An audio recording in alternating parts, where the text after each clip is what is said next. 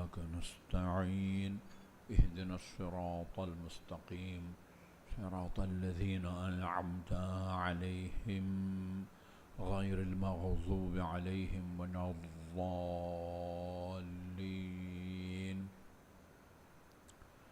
بسم الله الرحمن الرحيم.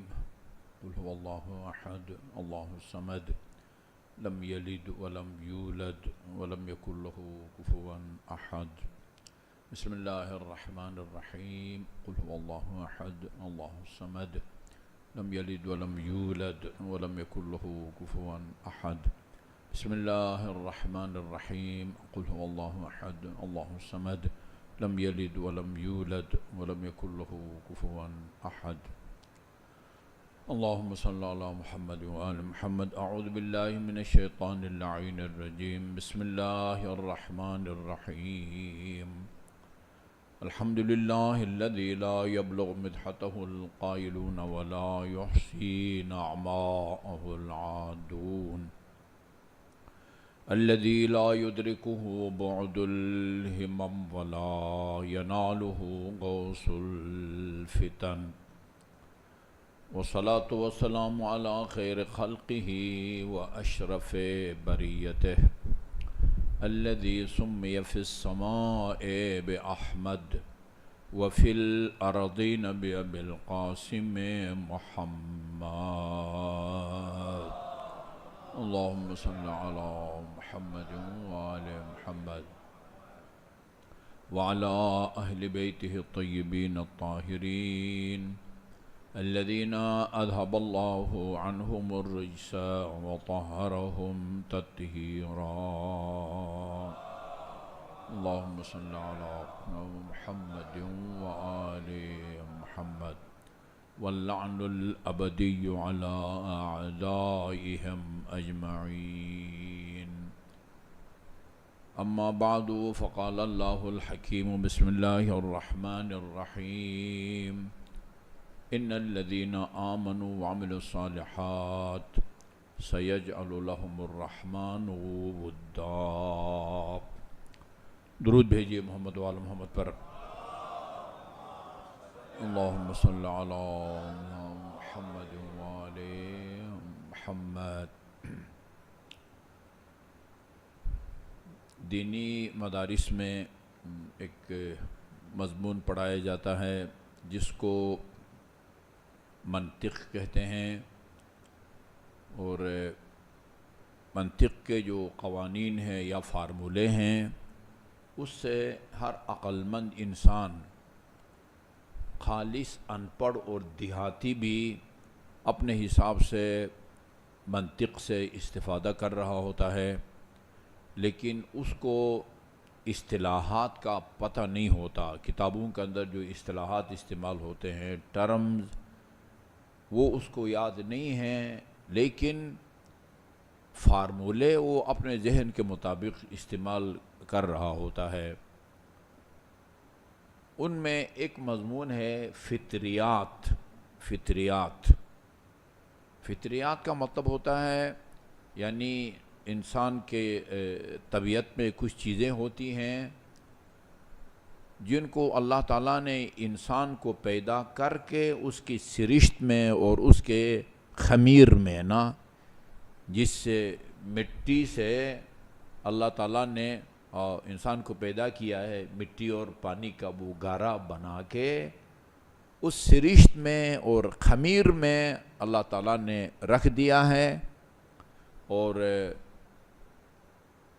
کسی کو اس کی طرف اسے متوجہ کرنے کی ضرورت نہیں ہوتی ہے. فطری طور پر، پیدائشی طور پر اس کے اندر یہ خصوصیت پائی جاتی ہے.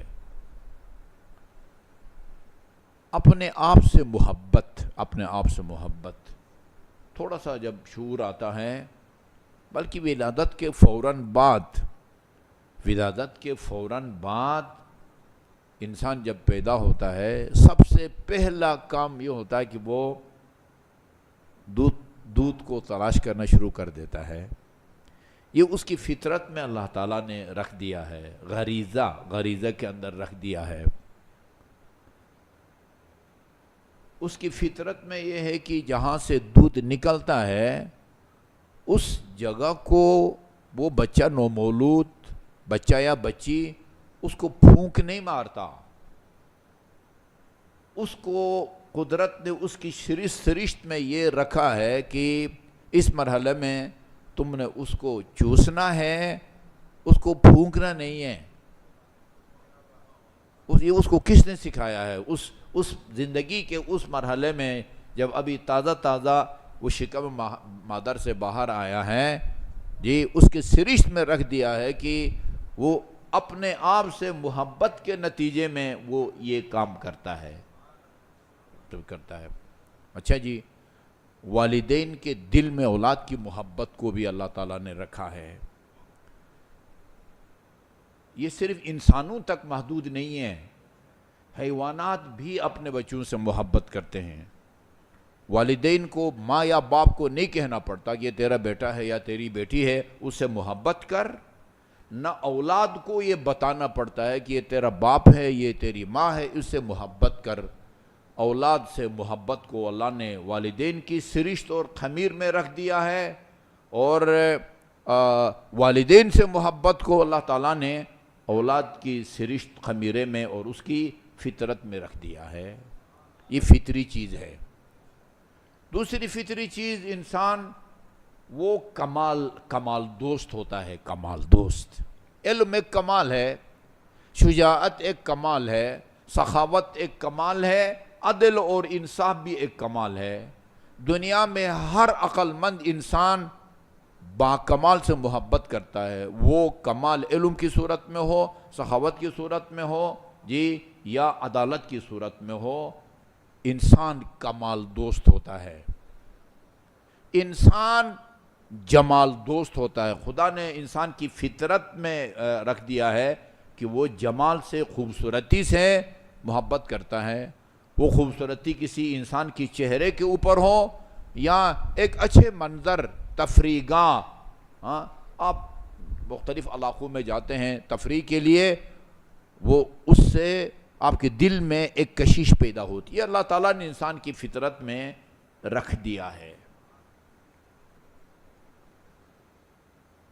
یہ جو آیہ کریمہ ہے، آیہ مودت، جس کی طرف میں نے کل اشارہ کیا تھا، سورہ شورا کی آیت نمبر 23، اس میں اللہ تعالیٰ نے اپنے حبیب سے فرمایا ہے کہ لوگوں سے کہے کہ یہ جو میں نے تبلیغ کی ہے، تمہاری خاطر میں نے تکلیفیں برداشت کی ہیں، میں اس کا تم سے کوئی اجر نہیں مانگتا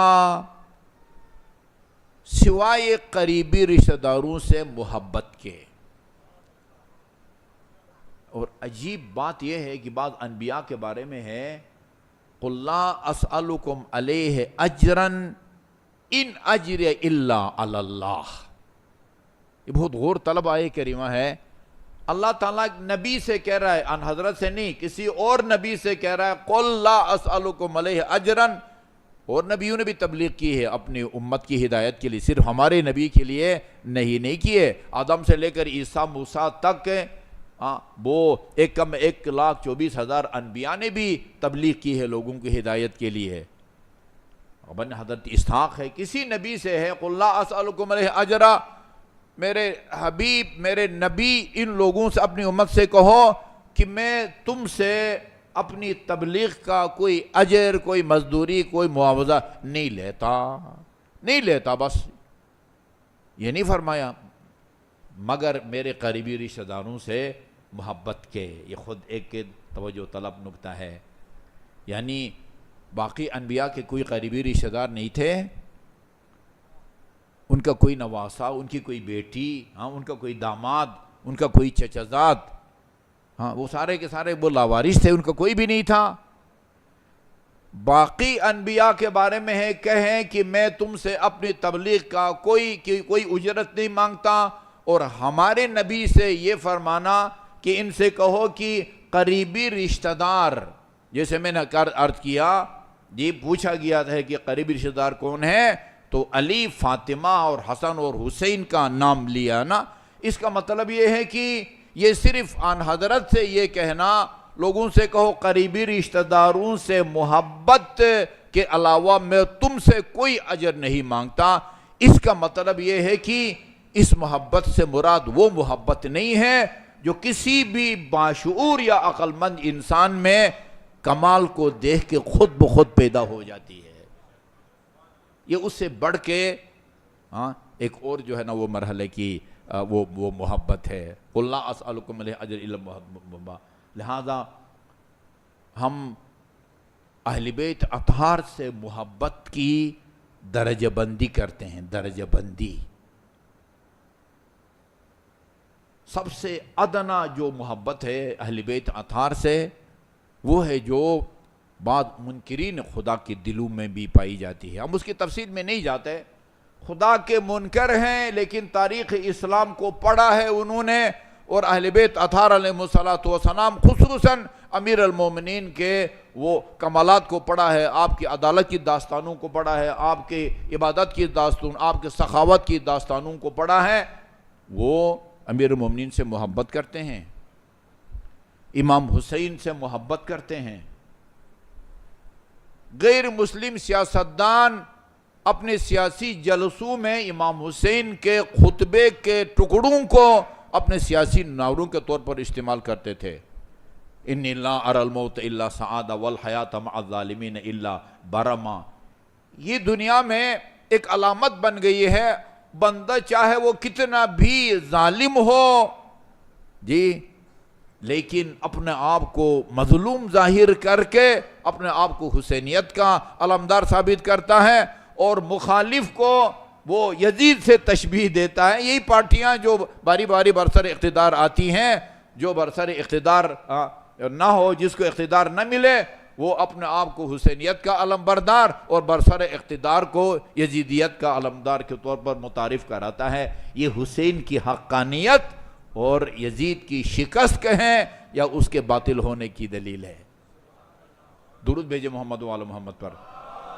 اللہم صلی اللہ محمد و آل محمد. دوسری محبت جو اہل بیت سے آپ کو نظر آئے گی دنیا میں، ان لوگوں کی ہے جو خدا کو نہیں مانتے. خدا کو تو مانتے ہیں لیکن ہمارے رسول کو، نبی نہیں مانتے. اب میرے خیال میں دنیا میں زیادہ آبادی مجموعی طور پر خدا کے منکرین کی ہے نا؟ کیا خیال ہے؟ روس کی اکثریت خدا کے منکرین کی ہے. دنیا میں سب سے زیادہ آبادی کس کی ہے؟ چین کی ہے. چین کی اکثریت جو ہے وہ خدا کے منکرین کی ہے. اس کے بعد آبادی میں دوسرے نمبر پر عیسائیوں کی ہے. وہ اللہ کو تو مانتے ہیں، وہ اہل کتاب ہیں. ہمارے بہت سارے مجتہدین آغا خوئی مرحوم اہل کتاب کو نجیس سمجھتے تھے، عیسائی اور یہودی کو پاک نہیں سمجھتے تھے. انہی کے زمانے میں آیت اللہ حکیم نے یہ انقلابی فتویٰ دے دیا کہ اہل کتاب، عیسائی، کوئی بھی آسمانی کتاب کا قائل ہو، تورات ہو، زبور ہو، انجیل ہو، اہل کتاب وہ پاک ہیں. ایک ہنگامہ مچ گیا تھا نجف کے اندر کہ آیت اللہ محسن حکیم نے اہل کتاب کو، عیسائیوں کو اور یہودیوں کو پاک قرار دیا ہے. وہ اہل کتاب ہیں لیکن ہمارے نبی کو نہیں مانتے. لیکن ان میں بھی آپ کو بہت سارے اہل بیت کے محب ملیں گے. صرف یہ نہیں کہ زبانی کلامی محبت کا اظہار انہوں نے وہ کیا ہے، اہل بیت کے بارے میں کتابیں لکھی ہیں انہوں نے. ہر جگہ اس کو بیان ہونا چاہیے. سب سے زیادہ جس شخص نے اہل بیت کے بارے میں کتابیں لکھی ہیں اور مسلمان نہیں ہے، وہ سلمان قطانی ہے کہ جس نے اہل بیت کی شان میں 25 کتابیں لکھی ہیں. 25 کتاب. لیکن وہ ہمارے رسول کو نہیں مانتا. لازمی بات ہے جو اہل بیت کی شان میں اور امیر المومنین کی شان میں کتاب لکھتا ہے اور امیر المومنین کی شان میں کتاب لکھ کے مقابلہ جیت جاتا ہے اور پہلا انعام حاصل کرتا ہے. ولی کی شان کی کتاب لکھنے میں شیعوں کو بھی شکست دیتا ہے، سنیوں کو بھی شکست دیتا ہے، اور کتاب لکھتا ہے. اپنی کتاب کا نام رکھا ہے علی متراس و نبراس. کتاب کے نام کا مطلب بنتا ہے علی ایک مضبوط قلعہ اور روشن چراغ. وہ انعام حاصل کیا ہے اس نے. اور بھی بہت سارے وہ عیسائیوں نے کتابیں لکھی ہیں، یقیناً جو ان کی شان میں کتاب لکھتا ہے نعوذ باللہ ان کے دل میں علی سے یا اہل بیت سے دشمنی ہے، لیکن وہ علی سے محبت نجات کے لیے کافی نہیں ہے۔ وہ جس کو علی اپنا رسول مانتا ہے، مجھے نہیں معلوم، یہ بھی خود ایک بہت تعجب ہوتا ہے، علی کو ایک مثالی انسان تصور کرتا ہے اور مثالی انسان سمجھ کے اس کی شان میں کتاب لکھتا ہے، لیکن عقیدہ وہ نہیں اپناتا جو علی اپناتا ہے۔ علی رسول خدا کو اپنا رسول مانتا ہے، یہ علی کی شان میں 25 کتابیں لکھنے کے باوجود رسول کی رسالت کا وہ منکر ہے۔ یہ محبت اس کے کام نہیں آئے گی۔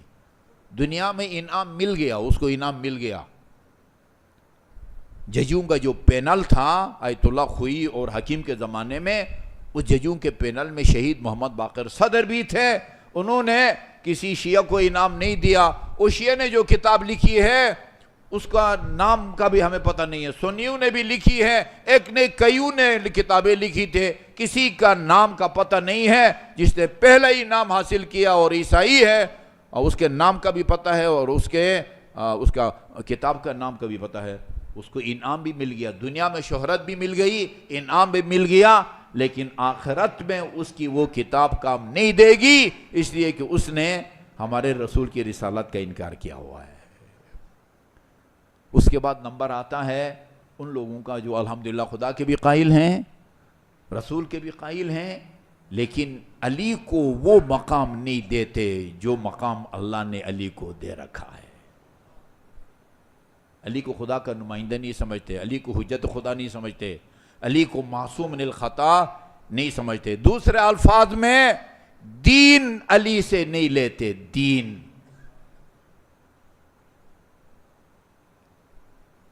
اچھا جی، یہ تین طبقے ہو گئے۔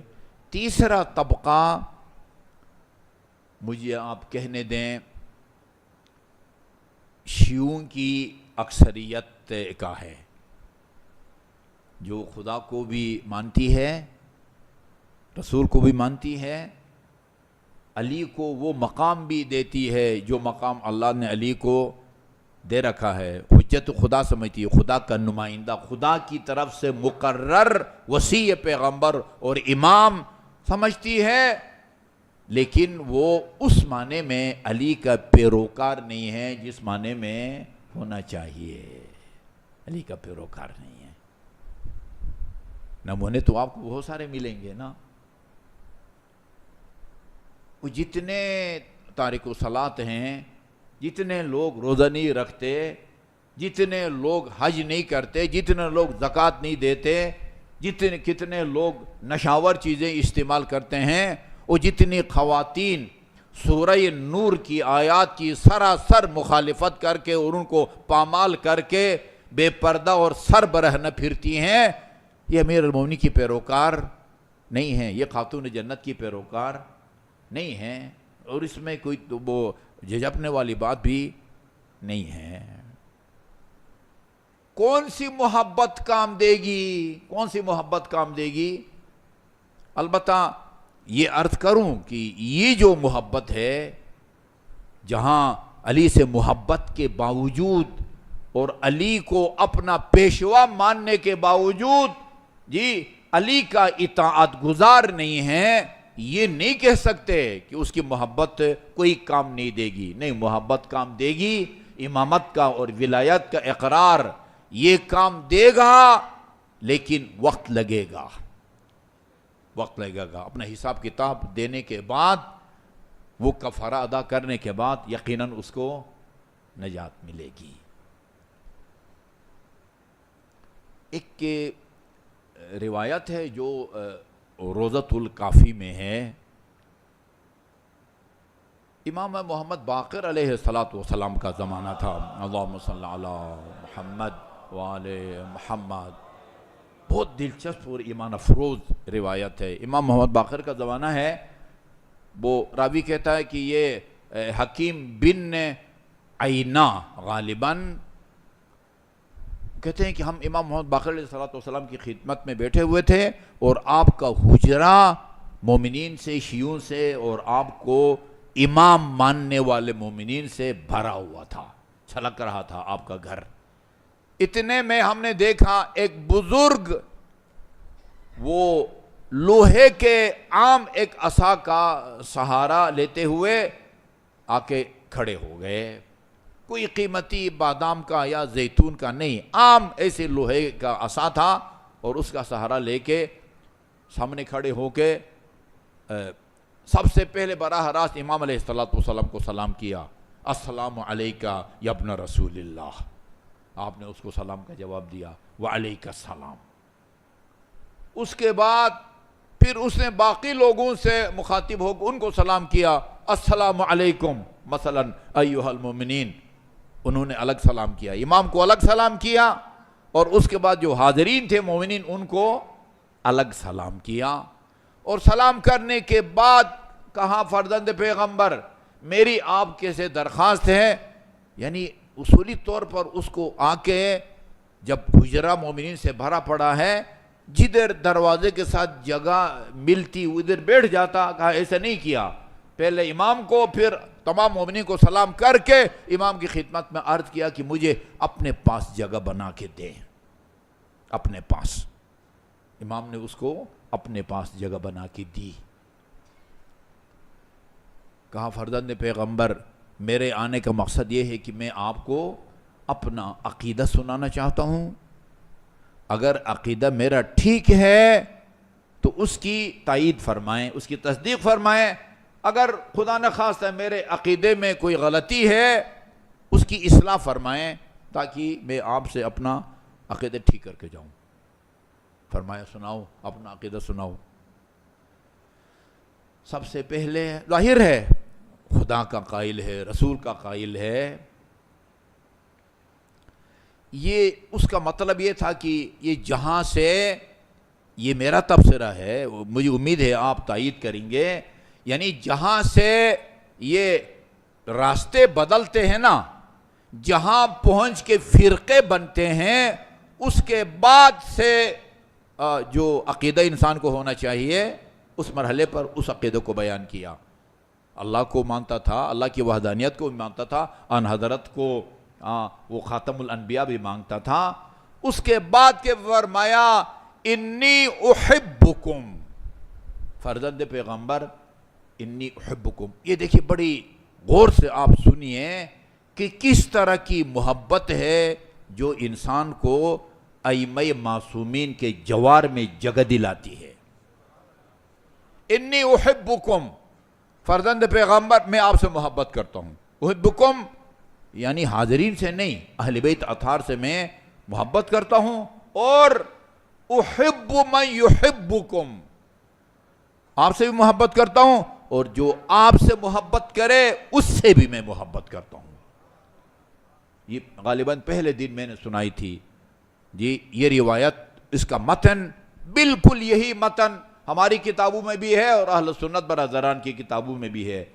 ان اوثق عر الایمان الحب فی اللہ والبغض فی اللہ، ایمان کی رسیوں میں سب سے مضبوط رسی جی اللہ کی خاطر محبت کرنا، قربتاً الی اللہ محبت کرنا کسی سے، اور قربتاً الی اللہ کسی سے بغض رکھنا۔ انی احبکم، میں آپ سے محبت کرتا ہوں، وَأُحِبُّ مَن يُحِبُّكُمْ، اور جو آپ سے محبت کرتا ہے اس سے بھی میں محبت کرتا ہوں۔ پھر لا لطمعن فی دنیا، لیکن آپ سے محبت وہ دنیا کے کسی لالچ میں نہیں کرتا، اہل بیت سے محبت کروں گا تو وہ مجھے کوئی درہم دیں گے، دینار دیں گے، پلاٹ دیں گے، نہیں۔ لا لطمعن فی دنیا وَأَتَبَرَّأُ وَأَبْغَضُ عَدُوَّكُمْ، اور میں آپ کے دشمن سے بغض رکھتا ہوں، ان سے اپنی لا تعلقی کا وہ اعلان کرتا ہوں، لیکن اس وجہ سے نہیں کہ میرا ان کے ساتھ کوئی ذاتی اختلاف ہے، مالی اختلاف ہے، رشتے کا کوئی چکر ہے اور ذاتی دشمنی میرے دل میں ان کی ہے، نہیں۔ آپ سے دشمنی کی وجہ سے ان سے دشمنی رکھتا ہوں، آپ کے دشمن سے اس لیے میں دشمنی رکھتا ہوں، آپ سے بغض رکھنے والے سے اس لیے بغض رکھتا ہوں کہ وہ آپ سے بغض رکھتے ہیں، آپ سے بغض رکھتے ہیں۔ اور ایک اور چیز کا اضافہ کیا، کہا کہ میں عالمی سطح پر آپ یعنی اہل بیت کی عالمی حکومت کا بے تابی سے منتظر ہوں۔ بہت پیارے ہی واقعہ جی، یہی کہتے ہیں نا، لِيَمْلَأَ الْأَرْضَ قِسْطًا وَعَدْلًا كَمَا مُلِئَتْ ظُلْمًا وَجَوْرًا۔ ملا جامی نے، جو امام زمان کی ولادت کا قائل ہے، وہ کہتے ہیں کہ جب امام کی ولادت ہوئی ہے، لوگوں نے دیکھا کہ آپ کی پشت پر نا اہل سنت کے صوفیوں میں صف اول پر اس کا نام آتا ہے، ملا جامی۔ کل بھی میں نے اشارہ کیا تھا، اس کی کتابیں شیعہ سنی مدارس میں پڑھائی جاتی ہیں۔ وہ لکھتا ہے امام کی ولادت کے بعد لوگوں نے دیکھا امام کی پشت مبارک پر لمبائی میں یہ آیے کریمہ درج تھی، لکھی ہوئی تھی، نُرِيدُ أَن نَّمُنَّ عَلَى الَّذِينَ اسْتُضْعِفُوا فِي الْأَرْضِ وَنَجْعَلَهُمْ أَئِمَّةً وَنَجْعَلَهُمُ الْوَارِثِينَ۔ امام زمان کے بارے میں ہے کہ ہاں یہ پوری دنیا پر امام حکومت کریں گے، کہا کہ یہ میں آپ کی عالمی حکومت کا بھی منتظر ہوں۔ امام محمد باقر کو یہ اپنا عقیدہ سنایا۔ امام محمد باقر نے فرمایا بھئی عجیب اتفاق ہے، میں اپنے والد گرامی امام زین العابدین کی خدمت میں بیٹھا ہوا تھا اور ایک شخص نے آ کے یہی اپنا عقیدہ امام زین العابدین کو، میرے والد گرامی کو سنایا تھا۔ جو جواب میرے والد گرامی نے اس بندے کو دیا تھا، وہی جواب ظاہر ہے میرا بھی ہوگا۔ فرمایا کہ عرض کیا جواب دیا تھا امام زین العابدین نے اس سائل کو؟ فرمایا تھا جس کا یہ عقیدہ ہو نا، اس کی روح جب یہاں تک پہنچے گی، کرامن کاتبین، وہ فرشتے جو انسان کے اعمال کو لکھتے ہیں، وہ اس کو جنت کی بشارت دیں گے، جس کا یہ عقیدہ ہو۔ اور جس کا یہ عقیدہ ہو، ہم سے بھی محبت کرتا ہو، ہمارے محبین سے بھی محبت کرتا ہو، دنیا کی لالچ میں نہیں، فی سبیل اللہ، اور ہمارے دشمنوں سے بغض رکھتا ہو، ان سے اپنی لا تعلقی کے اعلان کرتا ہو، اور ہماری عالمی حکومت کا بھی منتظر ہو، وہ رسول خدا امیر المومنین امام حسن اور امام حسین، اور امام زین العابدین نے اپنا بھی نام لیا، رسول خدا امیر المومنین امام حسن امام حسین، اور میں زین العابدین کے جوار میں اللہ تعالیٰ اس کو مقام دے گا روز قیامت، جس کا یہ عقیدہ ہو۔ یہ بندہ اتنا خوش ہوا، آپ کو بھی جب کسی شاعر کا، ذاکر کا یا منقبت خان کا کوئی مصرع پسند آئے تو کہتے ہیں نا مکرر مکرر، دوبارہ پڑھیں۔ پنجاب میں کہتے ہیں ول پڑھ، دوبارہ پڑھیں۔ عرض کیا مولا اس جواب کو ذرا دہرائیں گے کہ جس کا یہ عقیدہ ہو، آپ سے محبت رکھتا ہو، آپ کی محبین سے بھی محبت رکھتا ہو فی سبیل اللہ، اور آپ کے دشمن سے بغض رکھتا ہو، اور آپ کی عالمی حکومت کا بھی پر بھی ایمان رکھتا ہو، بلکہ بے تابی کا منتظر ہو، اس کا یہ مقام ہوگا۔ امام نے دہرایا اس عقیدے کو، امام نے دہرایا، اس نے خود بھی دہرایا اور دہرا کے امام سے تصدیق لی، اور تصدیق لے کے جب جانے لگا تو یہ راوی کہتا ہے کہ وہ چلا گیا، اور امام علیہ السلام نے وہ اپنی گفتگو روک دی اور اس کی پشت پر اپنے نگاہوں کو مرکوز رکھا، اور جب وہ بندے خدا حد نگاہ سے غائب ہو گیا، اجل ہو گیا، تو ہم سے کہا کہ تم میں سے کوئی اگر کسی اہل جنت کو، بہشتی کو زمین کے اوپر چلتا ہوا دیکھنا چاہتا ہے، یہ جنتی جا رہا ہے، خود جا رہا ہے۔ یا علی، خدا کا شکر کریں کہ اللہ تعالیٰ نے ہمیں ایسے گھرانے میں پیدا کیا ہے، میں اکثر کہا کرتا ہوں ہمیں خدا کا شکر کرنا چاہیے، بہت بڑی نعمت ہمارے پاس ہے، لیکن ہمارا اتنا کمال نہیں ہے جتنا وہ لوگ باکمال ہیں جو آج کل کے پرآشوب دور میں تاریخ کو پڑھ کے اہل بیت اطہار علیہ السلام کے فضائل اور مناقب کو مطالعہ کر کے آج کے اس خطرناک دور میں مکتب اہل بیت میں آ رہے ہیں۔ میں ایک بہت ذمہ دار آدمی ہیں، تیونس کے ہیں، احمد سلمان، اس کے 4-5 منٹ کی کلپ سن رہا تھا۔ وہ کہتے ہیں کہ جو ابو بکر بغدادی تھا نا، ابو بکر بغدادی، اس کا استاد قرآن جس سے اس نے قرآن کو سیکھا تھا، قرآن کے تفسیر کو سیکھا تھا، اس نے مذہب اہل بیت کو اختیار کیا ہے۔ ابو بکر بغدادی کا استاد، اسی لیے امام جعفر صادق علیہ السلام سے جب کوئی بندہ آیا، اللہم صلی اللہ علیہ محمد وعلی محمد، سائل آیا تھا امام کی خدمت میں، مولا میں نادار ہوں، میری مدد فرمائیں۔ نادار، مالدار، نادار، زمیندار۔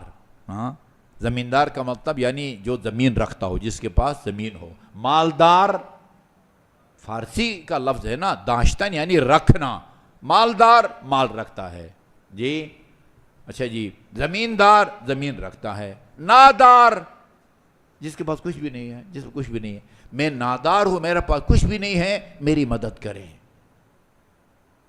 امام علیہ السلام نے فرمایا، اس خداداد نعمت کی طرف اس کو متوجہ کیا کہ جس کا اس کو احساس نہیں تھا۔ کچھ نعمتیں ہیں خدا کی، یہ دسترخوان پر نعمتیں آتی نہ کھانے پینے کی، سفید گوشت، سیاہ گوشت، وہ پھل، یہ پھل، ان کے نعمت ہونے کا ہم کو احساس ہوتا ہے، لیکن ان سے بہت زیادہ قیمتی نعمتیں ایسی ہیں کہ ان کے نعمت ہونے کا ہم کو احساس نہیں ہے۔ امام جعفر صادق علیہ السلام کی کتاب ہے، یہ دکان پہ مل جائے گی، آپ پڑھیں اس کو، توحید مفضل کو پڑھیں۔ توحید مفضل وہ لیکچر ہیں جو وہ مفضل بن عمر کو امام علیہ السلام نے دیے ہیں، جس میں ملحدین اور منکر خدا کے خلاف امام نے دلائل دیے ہیں۔ انسان کے اندر قدرت کی جو نشانیاں ہیں اس کی طرف امام نے متوجہ کیا ہے، انسان کے اندر 2 خدا کی نعمتوں کی طرف متوجہ کیا ہے، ایک حافظہ، تھوڑی دیر کے لیے اگر آپ فرض کریں کہ آدمی کا حافظہ ختم ہو جائے، ایسے لوگ موجود ہیں جو ابھی ماں باپ کو بھی نہیں پہچانتے، کچھ یاد نہیں ہے، ناشتہ کر کے آدھے گھنٹے کے بعد بہت سارے بزرگ کہتے ہیں کہ بھائی آج کوئی ناشتہ کی کوئی خبر نہیں ہے۔ ایبٹ آباد میں تھے ہمارے مدرسے میں، میں جب جامع المنتظر میں تھا وہاں پڑھتے تھے، سید تھے، وہ ایک بیماری کے نتیجے میں بیچارے کا حافظہ ختم ہو گیا۔ میں کبھی جاتا تھا ان کی عیادت کے لیے، میں نے ان سے پوچھا ایک دفعہ کہ بھئی وہ موسوی سید تھے، آپ نے مجھے پہچانا؟ جی میں نے آپ کو پہچانا ہے۔ میں کون ہوں؟ ایک برادر مومن ہے، 3-4 سال لاہور میں وہ مجھ سے پڑھتے رہے، ایک برادر مومن ہے۔ حافظہ ایک نعمت ہے، راستہ بھول جاتا ہے، لوگوں کو بھول جاتا ہے، سب کچھ بھول جاتا ہے، نماز بھول جاتا ہے۔ صادق آل محمد فرماتے ہیں حافظہ ایک نعمت ہے، اور حافظہ سے بھی بڑھ کے اس سے بھی زیادہ قیمتی چیز ہے نسیان، بھولنا بھی ایک نعمت ہے۔ بھولنا اگر نعمت نہ ہو تو انسان جب اپنے کسی عزیز کا جو ہے نا وہ داغ دیکھتا ہے نا مفارقت کا، اس وقت جو ایک آدمی کا جوان سال بیٹا اگر فوت ہو جاتا ہے، اس وقت اس کی کیا کیفیت ہوتی ہے؟ کچھ لوگ تو اس جوان سال کی مفارقت کے نتیجے میں نے سنا ہے خصوصاً کوئٹہ کے بارے میں، وہ بم دھماکوں میں جو شہید ہوئے جوان، بعض کی مائیں جو ہے نا وہ ہارٹ اٹیک ہو گیا، وہ اس دنیا سے رخصت ہو گئی۔ یعنی ہم سب نے کسی نہ کسی نے اپنے کسی عزیز کی فراق کا صدمہ دیکھا ہے؟ ماں باپ بہن بھائی کسی کا جوان سال بیٹا مر جائے اس وقت اور اس دن اس کی جو کیفیت ہوتی ہے، دوسرے دن تیسرے دن چند دن تک اگر وہ کیفیت باقی رہے تو اس کا کیا نتیجہ نکلے گا؟ وقت گزرنے کے ساتھ ساتھ انسان بھول جاتا ہے، دشمنی کو بھول جاتا ہے، موت کا صدمہ بھول جاتا ہے، فراق کا صدمہ بھول جاتا ہے۔ امام فرماتے ہیں حافظہ بھی خدا کی طرف سے ایک نعمت ہے، نسیان اور بھولنا بھی خدا کی طرف سے ایک نعمت ہے۔ کھانے کی پینے کی چیزوں کے نعمت ہونے کا تو انسان کو احساس ہوتا ہے، لیکن ان چیزوں کے یا اور نعمتیں بھائی یار آپ کھا پی کے امام فرماتے ہیں ایک لقمہ حلق سے اتارتے ہو، پھل کا لقمہ ہو، روٹی کا لقمہ ہو، گوشت کا لقمہ ہو، اتار کے بھول جاتے ہو اور تمہیں پتہ بھی نہیں ہے کہ وہاں کس کارخانے میں اسی لقمے سے تمہارے بال بنتے ہیں، کس وہ کارخانے میں اسی سے گوشت بنتا ہے۔ گوشت کی ایک قسم نہیں، پتہ نہیں درجنوں قسمیں وہ انسان کے اندر گوشت کی ہیں، وہ سب ناخن بھی اسی لقمے سے، بال بھی اسی لقمے سے، دانت بھی اسی لقمے سے۔ ان نعمتوں کی طرف ہم متوجہ نہیں ہیں۔ کہا نادار ہوں، نادار۔ فرمایا ایسا نہ کہو، تمہارے پاس ایک ایسی نعمت ہے کہ جس کی پوری کائنات جو ہے نا وہ قیمت نہیں بن سکتی۔ فرمایا تمہارے دل میں ہماری ولایت ہے کا نور ہے نا، تو اس سے اگر کہا جائے کہ ساری کائنات لے لو اور اہل بیت کی محبت سے دستبردار ہو تو دستبردار ہوگے۔ فرمایا فرزند پیغمبر سوال پیدا نہیں ہوتا، کہو کہ پھر یہ نہ کہو میں نادار ہوں۔ تمہارے پاس خدا کی وہ نعمت ہے جو دنیا میں کسی کے پاس نہیں ہے۔ دعا کرے اللہ تعالی ہمیں اس عقیدے پر ثابت قدم رکھے۔ میں مقتل کی کتابوں کا مطالعہ کر رہا ہوں، میں نے یہ دیکھا ہے کہ کربلا کے میدان میں، کوفہ اور شام کے راہوں میں اور شام کے زندانوں میں عجیب عجیب معجزات امام حسین کی حقانیت کے ثبوت میں ظاہر ہوتے رہے ہیں۔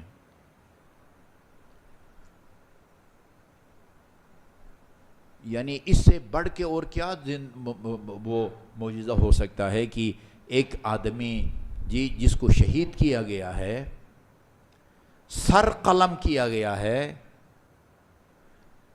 گھوڑوں کے ٹاپوں کے نیچے جس کے بدن کو پامال کیا گیا ہے، یہ خدا کے متکلم ہونے کا مطلب ہم بتاتے ہیں طلباء کرام کو۔ خدا متکلم ہے، خدا کے صفات ثبوتیہ میں سے ایک صفت خدا متکلم ہے، خدا عالم ہے، خدا قادر ہے، خدا مدرک ہے، خدا متکلم ہے۔ کیا خدا اس طرح کا متکلم ہے جس طرح میں اور آپ متکلم ہیں؟ ہمارا تو منہ ہے، ہمارے منہ میں دانت ہیں، دانتوں کے درمیان میں زبان ہے، حلق ہے، حنجرہ ہے، اس کے ذریعے ہم حروف کے جملے بناتے ہیں، جملے سے عبارتیں بناتے ہیں۔ اللہ کے متکلم ہونے کا مطلب یہ ہے کہ وہ جس میں چاہے کلام کی طاقت پیدا فرمائے۔ درخت میں اللہ تعالیٰ نے انا الحق کی آواز بلند کرنے کی طاقت عطا فرمائی۔ سب سے پہلا معجزہ جو کربلا میں ظاہر ہوا وہ یہ کہ حسین کے کٹے ہوئے رگوں کو خدا نے یہ طاقت دی، آپ کو یاد کریں اور آپ کا نام لے کے کہیں شیعتی، اے میرے شیعو مہما شربتم ما عذب فاذکرونی، جب کبھی کوئی ٹھنڈا میٹھا پانی پیو اپنے پیاسے امام کو یاد کر کے رو لیا کرو۔ وہ روایت غالباً میں نے کسی دن سنائی ہے، فرمایا امام نے جو پانی پیے نا، پانی پیے اور پانی پی کے حسین کو یاد کرے، سلام اللہ علی الحسین، اور حسین کے قاتل پر لعنت بھیجے، اللہ تعالیٰ آپ کو اس مختصر عمل کے نتیجے میں آپ کے نامہ اعمال میں 1,00,000 نیکیاں لکھتا ہے، 1,00,000 برائیوں کو مٹا دیتا ہے، 1,00,000 درجات آپ کے بلند فرماتا ہے، اور راہ خدا میں 1,00,000 غلاموں کو آزاد کرنے کا اجر اور ثواب عطا فرماتا ہے۔ کس کے نتیجے میں؟ پانی پی کے میں نے کہا اپنے چھوٹے چھوٹے بچوں کو جو ہے نا حسین کا نام جو ہے نا ابا بابا ماما سے پہلے اس کو حسین کا نام یاد کرائیں اور اس کے جب بھی پانی پیو ہاں یا حسین کہو یا حسین. بڑے ہونے کے بعد بھی اس عبادت اور ذکر کو جاری رکھ سکے. مہما شریف ما ادبن فذکرونی. اس کے بعد فرمایا اس سے اندازہ ہوتا ہے کہ کتنا بڑا صدمہ تھا اصغر کی شہادت اور پیاس کا امام کے دل کے اوپر. شیعوں سے مخاطب ہو کے فرماتے ہیں شیعہ لیتکم فی یوم عاشوراء جمیعا تنظرونی. میرے شیعوں کاش تم عاشور کے دن ہوتے اور دیکھتے کیف استسقی لطفلی فابوا ان یرحمونی. کس طرح میں ان اشقیاء سے ایک ایک پانی کا قطرہ اسے تشنہ لب کے لیے مانگتا رہا مگر رحم کرنے سے انکار کیا. اس کے بعد فرمایا وَأَنَا صِبْتُ الَّذِي مِنْ غَيْرِ جُرْمٍ قَتَلُونِي. میں رسول کا وہ نواز نہیں. شہادت کے بعد کے ہیں روح حسین کو اللہ تعالیٰ نے وہ مرثیہ پڑھ کے آپ تک پہنچانے کی اجازت دی اور طاقت دی. وَأَنَا صِبْتُ الَّذِي بِغَيْرِ جُرْمٍ قَتَلُونِي. میں وہ نواسِ پیغمبر ہوں جس کو بے جرم و خطا پیاسا شہید کیا گیا. اور آخر میں فرمایا وَبِجُرْدِ الْخَيْلِ بَعْدَ الْقَتْلِ عَمْدًا سَحَقُونِي. تم سنو گے میرے شیعوں کہ تمہارے امام کی لاش پر گھوڑے دوڑائے گئے. کہیں یہ نہ سمجھنا جنگ کا عالم تھا, کسی کو کسی کی خبر نہ تھی, ایسی بے اختیار یہ ستم ہو گیا ہوگا. نہیں, وَبِجُرْدِ الْخَيْلِ بَعْدَ الْقَتْلِ عَمْدًا سَحَقُونِي. ان ظالموں نے جان بوجھ کے تمہارے امام کے لاشے کو گھوڑوں کے پامال سے پامال کیا ہے. یہ وہ معجزہ ہے.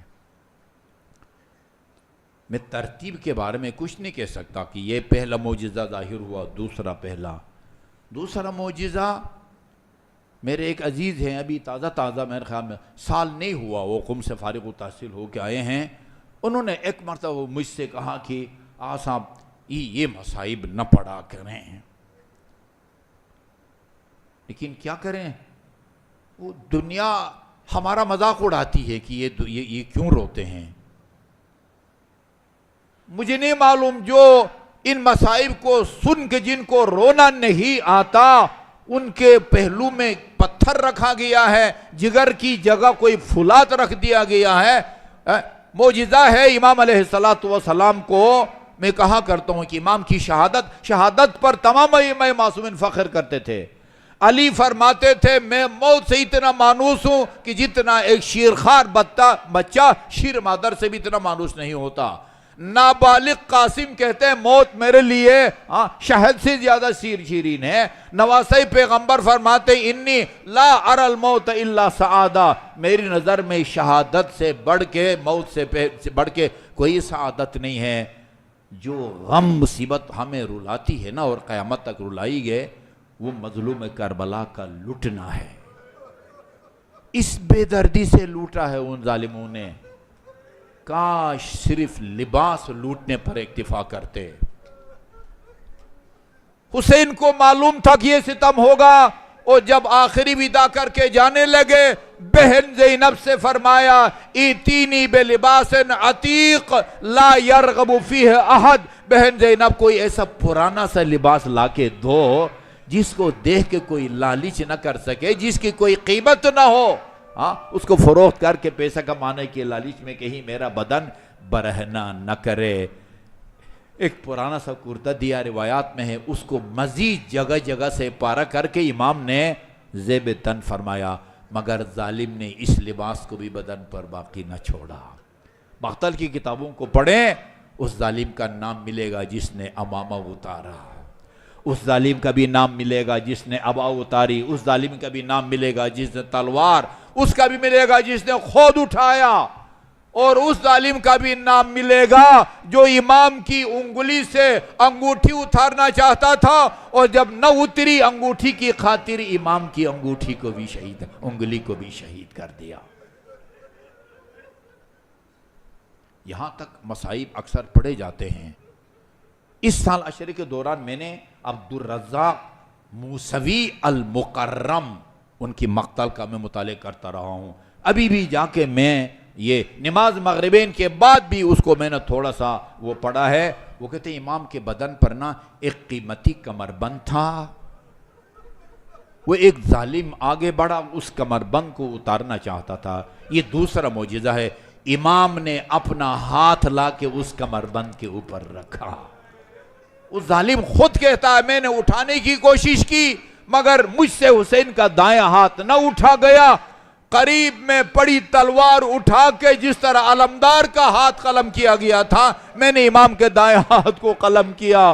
اتارنا چاہتا تھا، میں نے اپنا اس امام نے بائیں ہاتھ کمربند پر رکھا، وہ مجھ سے جب نہ اٹھا تو تلوار لے کے میں نے بائیں ہاتھ قلم کیا، پھر آگے بڑھا اور بدن پر موجود آخری لباس کو جب میں اتارنے لگا کربلا میں زلزلہ آیا، زمین کانپنے لگی، میں بے ہوش ہو گیا، اور جیسے ہی میں ہوش میں آیا مجھے فاقہ ہوا، میں نے دیکھا میرے سامنے رسول اللہ کھڑے ہیں، امیر المومنین بھی کھڑے ہیں، خاتون جنت بھی کھڑی ہیں، اور امام حسن مجتبیٰ بھی کھڑے ہیں، مگر امام نے مظلوم کربلا نے اپنے نانا سے کوئی شکایت نہیں کی، بابا علی سے بھی کوئی شکایت نہیں کی، بھائی حسن سے بھی کوئی شکایت نہیں کی، اپنی مادر گرامی کی طرف متوجہ ہوئے اور فرمایا اماں اس ظالم نے میرے دونوں ہاتھ کاٹ دیے۔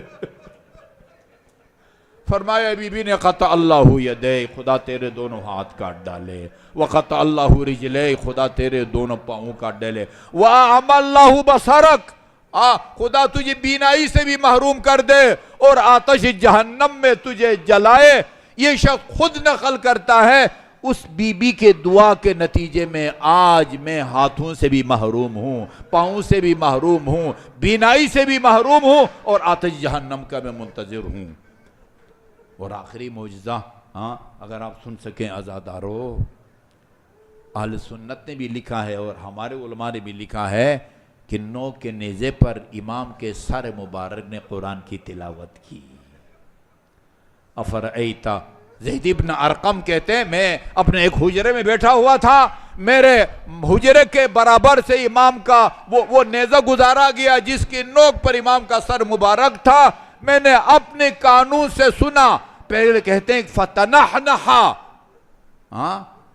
کھنکارنا لکھا ہوا، جب کوئی قاری قرآن کی تلاوت کرنا چاہتا ہے نا پہلے اپنے گلے کو صاف کرتا ہے، ظاہر ہے حلق میں مٹی بھی تھی، خون بھی تھا، امام نے وہ آواز دیر کی نکالی اور اپنے گلے کو صاف کیا اور پھر قرآن کی آیت کی تلاوت کی۔ افرأیت ان اصحاب الکہف والرقیم کانوا من آیاتنا عجبا، وہ ہلال بن معاویہ کہتے ہیں میں نے دیکھا امام علیہ السلام کا سر مبارک ایک درخت کے ساتھ آویزان تھا، اور جس شخص کے پاس یہ تھا آپ نے امام علیہ السلام کے کٹے ہوئے سر سے آواز آئی، اس سے کہا فرقت بین رأسی و بدنی، تو نے میرے سر اور بدن میں جدائی ڈال دی، خدا تیری گوشت اور ہڈی میں جدائی ڈال دے، تیرے گوشت کو ہڈی سے الگ کر دے، یہ سننا تھا۔ عزادارو، یہ شخص کہتا ہے اس ظالم نے تعزیہ نہ اٹھایا اور امام مظلوم کے سر مبارک پر مسلسل وار کرتا رہا، اور اتنا وار کیا امام کی تلاوت کی آواز بند ہو گئی۔ اللہ لعنت اللہ علی القوم الظالمین، وسیعلم الذین ظلموا ای منقلب ینقلبون، انا للہ و انا الیہ راجعون۔ اللہم انا نسألک باسمک العظیم العز الاجل الاکرم، یا اللہ یا اللہ یا اللہ یا اللہ یا اللہ یا اللہ یا اللہ یا اللہ یا اللہ یا اللہ یا واحد یا احد یا صمد یا من لم یلد ولم یولد ولم یکن له کفوا احد، بفاطمہ وابیہا وبعلہا وبنیہا وبالسر المستودع فیہا، خدا بحق محمد و آل محمد جو مومنین مومنات پریشان حال ہیں کسی بھی حوالے سے ان کی پریشانیوں کو دور فرما، جو مومنین مومنات مریض ہیں خصوصاً جو پیچیدہ امراض میں مبتلا ہیں، ایک مومنہ امیر فاطمہ ہے، ایک نسیم ایک مومنہ ہے، علی منتظر چھوٹا بچہ ہے، وہیب اسد شاہ صاحب، اور اسی طرح جی ایم سکندر صاحب، اور ایک ہمارے بزرگ ٹرسٹی ہے ان کی اہلیہ، اور سب کو شفائے کامل اور عاجل عطا فرما، بے روزگار مومنین مومنات کو رزق حلال سے مالا مال فرما، جن مومنین مومنات نے کوئی جائز کاروبار شروع کر رکھا ہے ان کے کاروبار میں برکت نصیب فرما،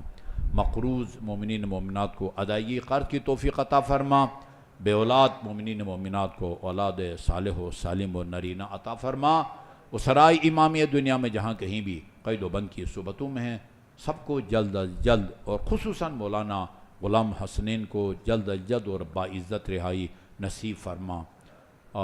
رہبر معظم آیت اللہ سیستانی سرزمین ایران و عراق اور وہاں کے تمام اتباعات مقدسہ حرم جناب زینب کبریٰ کی حفاظت فرما، شام اور پارہ چنار کے مومنین کو اپنے حفظ و امان میں رکھ، ان کی مشکلات کو ہمیشہ کے لیے آسان اور حل فرما، بحق محمد و آل محمد اسرائیل اس کے سرپرست اور اس کے تمام سہولت کاروں کو اپنے قدرت کاملت سے نیست اور نابود فرما۔ جن مومنین و مومنات کے تعاون سے یہ مجالس منعقد ہو رہی ہیں ان کے رزق حلال میں وسعت عطا فرما،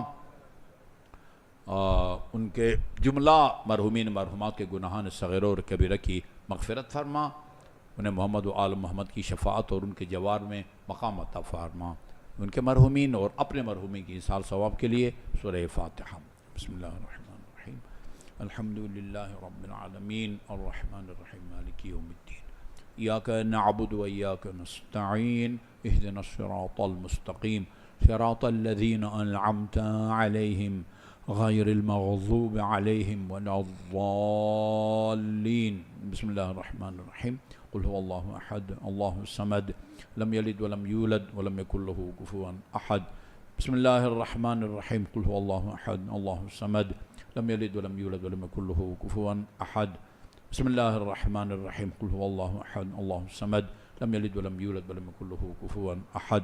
ہمارے ایک عزیز ہیں محمد علی، کل ہی پتہ چلا ہے علیل ہیں اور ایک پیچیدہ دل کے عارضہ کی شکایت ہے، خدا بحق محمد و آل محمد انہیں جلد از جلد اور شفاء کامل اور عاجل عطا فرما۔